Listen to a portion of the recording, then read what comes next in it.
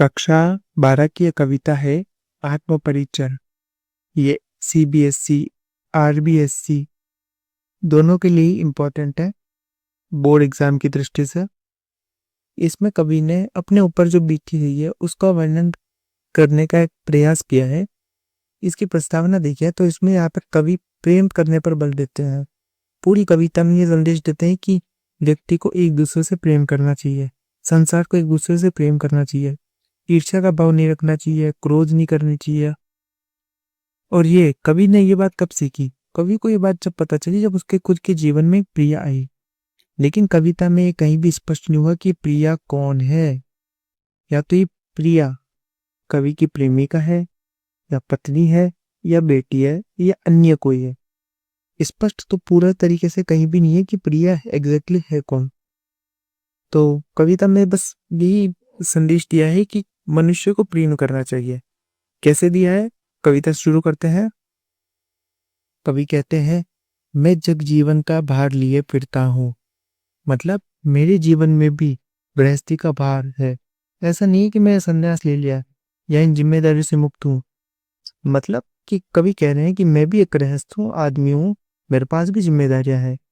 ऐसा नहीं कि मैंने ऐसा संन्यास ले लिया है। फिर भी जीवन में प्यार कर दिया किसी ने झंकृत के लिए फिरता हूँ। आगे कवि कह रहे हैं कि लेकिन फिर भी इन सब जिम्मेदारी को होते हुए भी मैं प्रेम के लिए फिर रहा हूँ और मैंने एक चीज, एक भाव अपनाया है और वह है प्रेम। किसी न किसी एक समय मेरे हृदय के तारों के छूकर झंकृत कर दिया। अर्थात उन तारों को छूकर एक ध्वनि निकाल दी। और वह ध्वनि कौन सी थी? वह ध्वनि थी प्रेम की ध्वनि।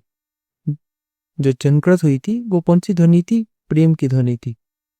और आगे कवि कहते हैं, जिनको छूकर मैं सांसों के दो तार लिए फिरता हूँ। आगे कवि ने बताया है कि जिसका नतीजा क्या हुआ? जब तार निकले तो इसका नतीजा ये हुआ कि मैं सांसों में दो तार लिए फिरता हूँ। अर्थात आज तक वह प्रेम, जो तार की ध्वनि है, मेरे अंदर बज रही है।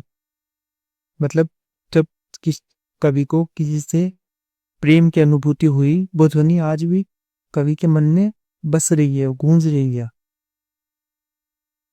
मैं स्नेह सुरा का पान लिया करता हूँ। मैं स्नेह सुरा का पान किया करता हूँ। स्नेह सुरा का मतलब होता है प्रेम रूपी शराब। अब यहाँ पे क्या कहते हैं कवि? कवि क्या कह रहे हैं कि मैं शराब पीता हूँ, अर्थात मैं प्रेम रूपी शराब का सेवन करता हूँ, अर्थात प्रेम में ही अपना जीवन व्यतीत करता हूँ। यहाँ शराब से आशय असली शराब से नहीं है, प्रेम रूपी शराब से है।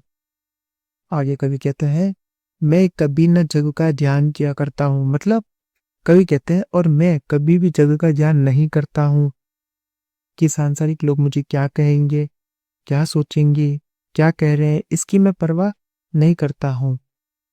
ये एक तरीके से मीरा की तरह ही हो गया। जब मीरा ने अपनी कुल की लाज, लोक लज्जा सब छोड़ दी थी, सन्यासियों के साथ नाच गान करने लगती थी, कृष्ण भक्ति में समर्पित थी, वैसे ही इधर कवि यहाँ पर प्रेम में समर्पित है, बस प्रेम की राह चुनता। आगे कवि कहते हैं, जग पूछ रहा उनको जो जग की दात है।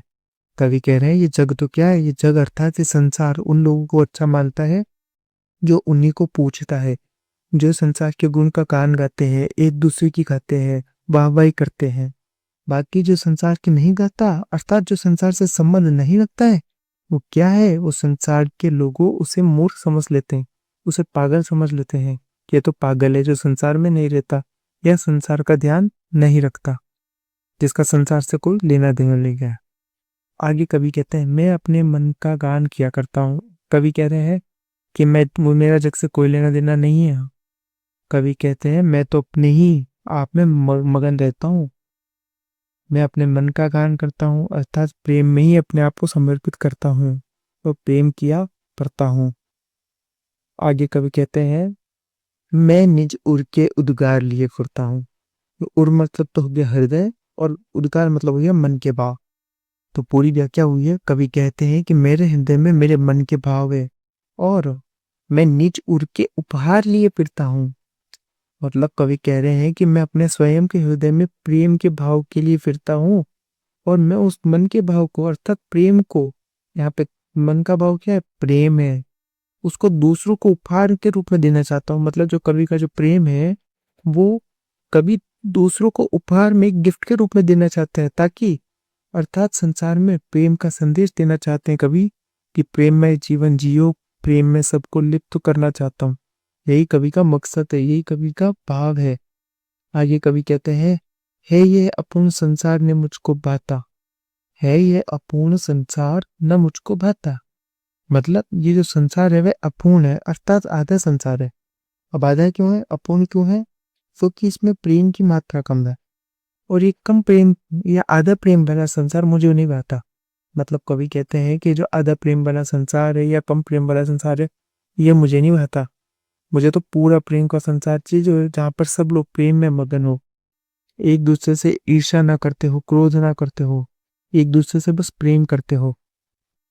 आगे कवि कहते हैं, मैं सपनों का संसार लिए फिरता हूँ। मतलब मैं तो अपने सपनों के संसार के लिए, अपने सपनों का जो संसार होता है उसको लिए फिरता हूँ, और उसी में जीना चाहता हूँ। जो मैं चाहता हूँ प्रेम का संसार, वैसे ही मैं सपने देखता हूँ और उसी में मैं रहना चाहता हूँ। मैं चला हृदय में अग्नि दाह करता हूँ। मतलब यहाँ कवि कह रहे हैं कि कवि अब कहते हैं कि जैसे हृदय में अग्नि जला देता हूँ और उसी में दाह कर लेता हूँ। मतलब मैं अपने हृदय में अग्नि जला देता हूँ। कौन सी है अग्नि? वो अग्नि जल रही है प्रेम की अग्नि। अपने हृदय में कवि प्रेम की अग्नि जला लेते हैं और उसी में अपने आप को विलीन कर लेते हैं। सद सुख दुख दोनों में मगन रहा करता हूँ। मतलब कवि कहते हैं, चाहे मेरे जीवन में सुख आए चाहे मेरे जीवन में दुख आए, मुझे कोई परवाह नहीं है, दोनों की परिस्थिति में मैं खुश रहता हूँ, अपने में मगन रहता हूँ। मुझे कोई फर्क नहीं पड़ता, क्योंकि मुझे पता चल चुका है कि सबका सार है, एक ही चीज है, और वो क्या चीज है? प्रेम। सबका सार एक ही है, प्रेम। चाहे सुख हो चाहे दुख हो, मैं एक ही में रहता हूँ, बस प्रेम में। जग पर सागर तरने को नाव बनाए। कभी आगे कहते हैं, जग भव सागर तरने को नाव बनाए। मतलब और जो संसार है इसके कई लोग तो ऐसे भी है जो संसार रूपी सागर को तैरने के लिए, अर्थात पार करने के लिए कई नाव बनाते हैं। नाव का मतलब है यहाँ पर कि कई तरीके अपनाते हैं कि वो जो भव सागर है उससे तर जाए। मैं भव मौजों पर मस्त बहा करता हूँ। मौजो मतलब किनारों भी होता है और लहरों भी होता है। तो इसकी व्याख्या ये बनेगी कि मैं तो कोई नाव नहीं बनाता, मतलब मैं कोई तरीके नहीं अपनाता हूँ, अर्थात कोई भी तरकीबें नहीं लगाता। मैं तो बस प्रेम की लहरों पर बैठकर मस्ती से बहा करता हूँ। मैं तो प्रेम की लहरों पर बैठकर मस्ती से बहा करता हूँ, और यही प्रेम मुझे इस भवसागर से पार लगाकर मुझे किनारे पर छोड़ेगा, मतलब मेरी मंजिल तक मुझे छोड़ेगा। मैं यौवन उन्मादों का उन्माद लिए फिरता हूँ। उन्माद मतलब होता है मस्ती। कवि का कहना है, मेरा जो जीवन है वह युवावस्था है, और इस अवस्था में मेरे अंदर मस्ती आई है, और इस मस्ती में मैं अपने जीवन का गुजारा करता हूँ। लेकिन इस उन्मादों इन मस्ती में भी कई अवसाद लिए फिरता हूँ। मैं अवसाद लिए फिरता हूँ। कैसे? अवसाद का अर्थ होता है तो तनाव भी होता है, दुख भी होता है। वैसे ज्यादातर तो तनाव होता है, और इस मस्ती में भी तनाव और दुख लिए फिरता हूँ। मेरे जीवन में भी दुख है। कभी कह रहे हैं मैं भी कोई खुश नहीं है, मेरे जीवन में भी दुख है, पर मैं अपने दुख दिखाता नहीं है। आगे कवि कहते हैं, जो मुझको बहा हंसा रुलाती भीतर। मतलब मेरे जीवन की मस्ती मुझे बाहर से तो हंसाती है, लेकिन अंदर ही अंदर मुझे यादें रुलाती है। और वो यादें कौन सी है? कवि की प्रेम की यादें। मैं हाय किसी की याद लिए फिरता हूँ। मतलब हाय मेरे जीवन में भी याद लिए फिरता हूँ। मैं अपने प्रिय कि प्रिय शब्द आया था, मैंने आपको बताया था, कभी प्रिया को याद करके दुखी होता है, और उसी को याद करके अंदर से तड़पता है, उसे ही याद करके दुखी होता रहता है। आगे कवि ने कहा है, कर यत्न मिटे सब सत्य अंत किसी ने न जाना। कवि कहते हैं, यत्न मतलब प्रयास है ना। कवि कहते हैं कि सब लोग सत्य के पीछे भाग रहे हैं कि सत्य क्या है। सब लोग प्रयत्न कर रहे हैं, प्रयास कर रहे हैं कि, और प्रयास कर कर कर थक चुके हैं कि सत्य क्या है, पर सत्य को नहीं जान पाए कि सत्य क्या चीज है। लेकिन कवि ने तो जाना है सत्य क्या है, सत्य प्रेम है। और क्यों नहीं जान पाए लोग? वो इसलिए नहीं जान पाए क्योंकि वह नादान वही है हाय जहां पर दाना, दाना कर यहाँ पे है लोग। तो कवि कह रहे हैं कि वे लोग नादान है, ना समझ है, और वह लोभ लालच में इधर उधर उलझ गए हैं। अर्थात जो लोग सांसारिक लोग हैं वे केवल लोभ और लालच में पड़कर जीवन में उलझे रहते हैं, और जो लोग लोभ और लालच मोह माया के पीछे भागते हैं वे ये नहीं समझ पाते कि सत्य क्या चीज है। सत्य लालच नहीं बल्कि प्रेम है। सत्य क्या है? प्रेम है। प्रेम के पीछे कोई भागता ही नहीं है। सब लोग तो कहाँ भाग रहे हैं? लोभ लालच के पीछे भाग रहे हैं। प्रेम के पीछे तो कोई नहीं भाग रहा है। जो लोग लोभ लालच की दौड़ में है वे कभी भी सत्य को नहीं जान पाए और ना ही जान पाएंगे। कवि का कहना है जो व्यक्ति लोभ में बना रहेगा वो कभी सत्य को नहीं जान पाएगा। आगे कवि कहते हैं फिर मूढ़ न क्या जग जो इस पर भी सीखे। मूढ़ मतलब मूर्ख। मतलब कवि कहते हैं फिर ऐसे जो लोग हैं ना वो संसार को, मैं मूर्ख मानता हूँ, मैं मूर्ख कहता हूँ उन लोगों को। मैं मूर्ख क्यों ना कहूँ जो इस पर भी सीख नहीं रहे कि सत्य क्या है। मतलब देखकर भी लोग अनदेखा कर रहे हैं, सीख ही नहीं रहे कि सत्य क्या है।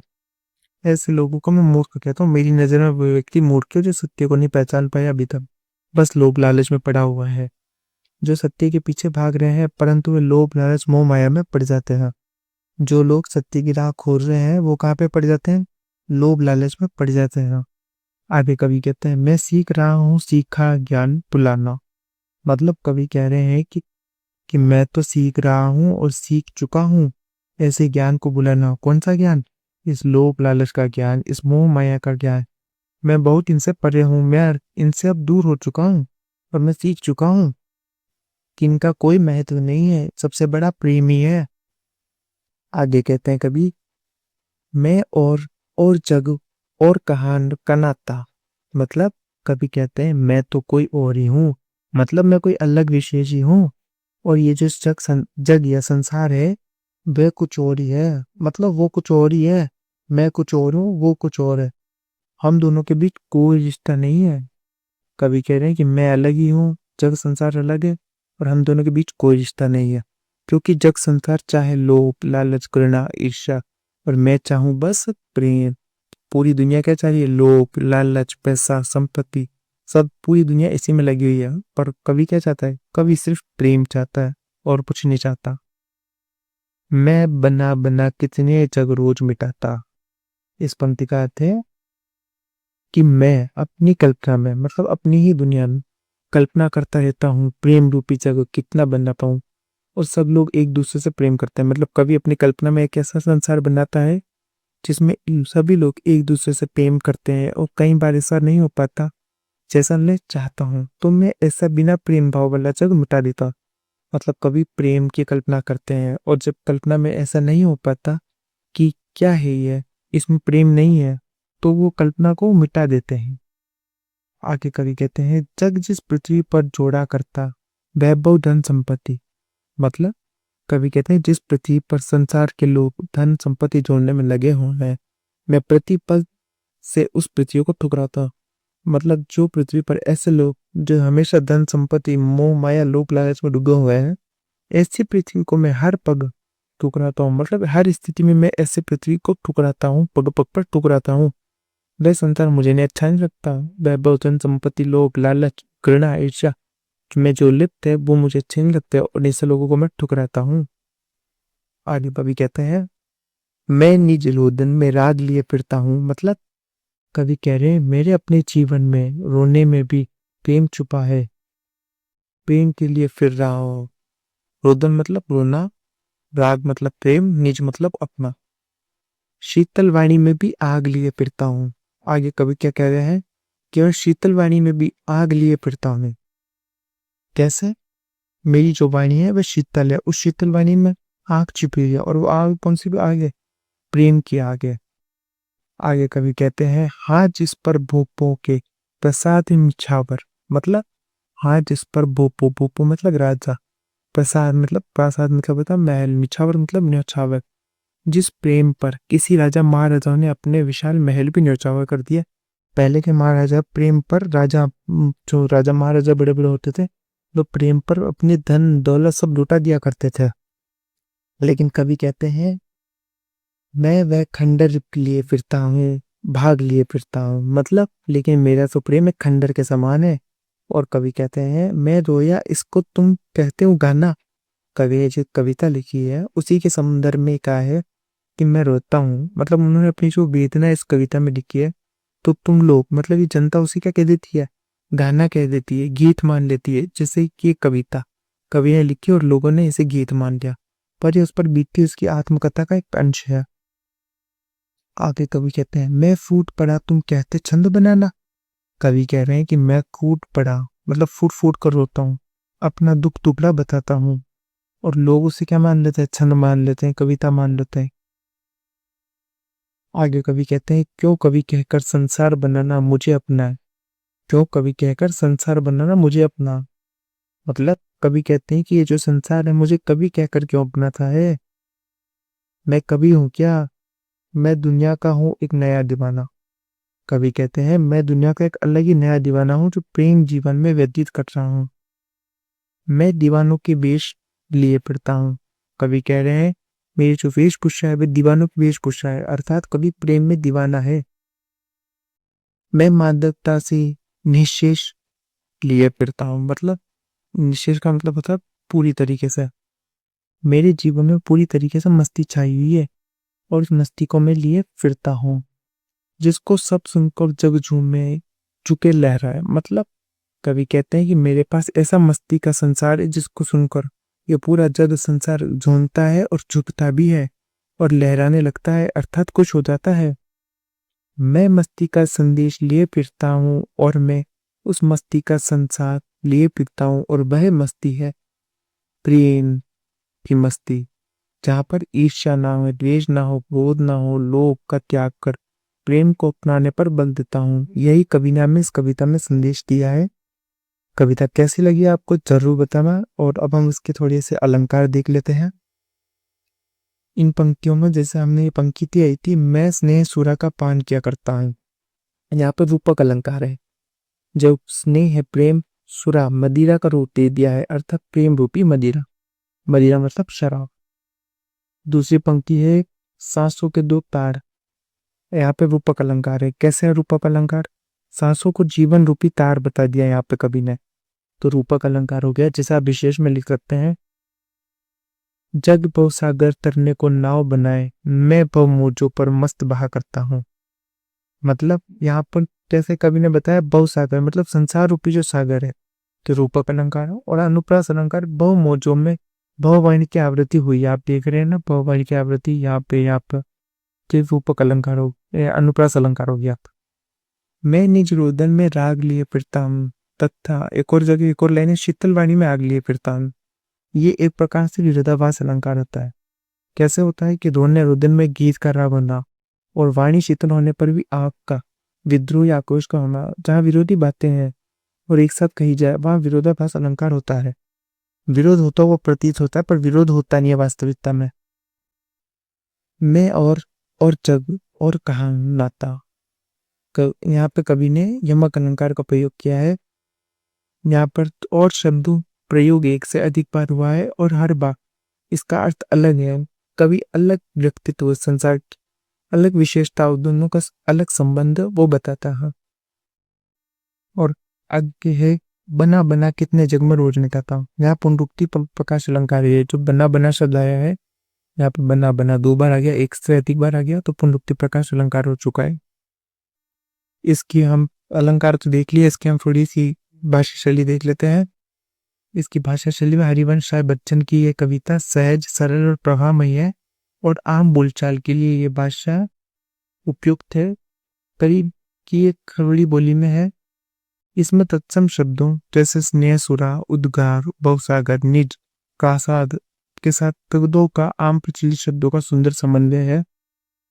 शैली इसकी क्या है, इस कविता शैली में गेयता और आत्मकथात्मक शैली में लिखी गई है। कवि ने अपने मन की बात इसमें करी है, मैं शैली का प्रयोग करके सीधे पाठक के दिल तक पहुंचाई है। इसमें प्रवाहमय और लय संगीतात्मकता है। भाव अभिव्यक्ति कैसी है इसकी, इसमें छायावादी प्रवाह के साथ साथ व्यक्तिक सुख दुख की मस्ती और दीवानगी का अनूठा खुलापन दिखाई देता है। तो वीडियो कैसी लगी है जरूर बताना। नेक्स्ट वीडियो किस पे चाहिए कमेंट करो जल्दी, और फॉलो और सब्सक्राइब कर लो, लाइक भी कर देना और कमेंट भी कर देना।